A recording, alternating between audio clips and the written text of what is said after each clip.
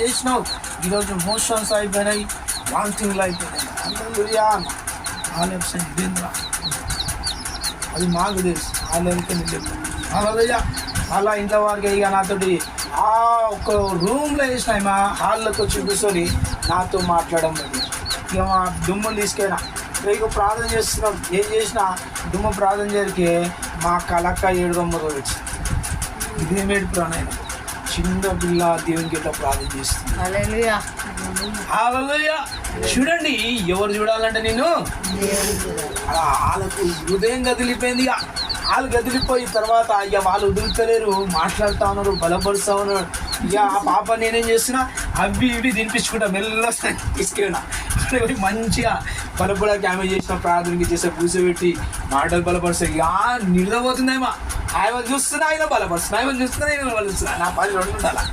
ఇక అన్నీ చేసుకుంటా కిందికి వచ్చాడికి మా ఈ కళ భర్త పట్టుకున్నట్టుగా, బావా ఇంత సంగతి నేను పలాని చర్చి కాడ ఇట్ట అన్న నాకు మనశ్శాంతి దొరికింది అని. నాకు సంతోషం, నీకు మనశ్శాంతి దొరికింది ఒక నువ్వు నాకు దొరికినావు అనుకున్నా. వెంటనే 2 మాటలకి నిజముగా నీ మాట కరెక్టే చెప్పినావు అని చెప్పి ఇక నన్ను వదులుతలేదు. మావా రేపు నువ్వు వచ్చాక నేను ఉంటా, నేను ఈ టైంలో వస్తాను, నువ్వు ఆ టైంకి రా అని చెప్పి బలవంతం చేస్తా ఉన్నాడు. నాకు తెలుసు నెమ్మది అవుతుంది, తెలుసు నా పాపం మంచి అవుతుంది, అట్లయితే ఇట్లా. ఇక ఆయన హుషారుగా అంతులేవు. ఇక హల్లెలూయా. చూడండి, ఎవరిని సంతోషపరుస్తున్నామో దేవుడు తెలియని జనానికి సంతోషాన్ని దేవుడు గుర్తిస్తున్నాడు. అందుకు నువ్వు ధన్యుడు. హల్లెలూయా.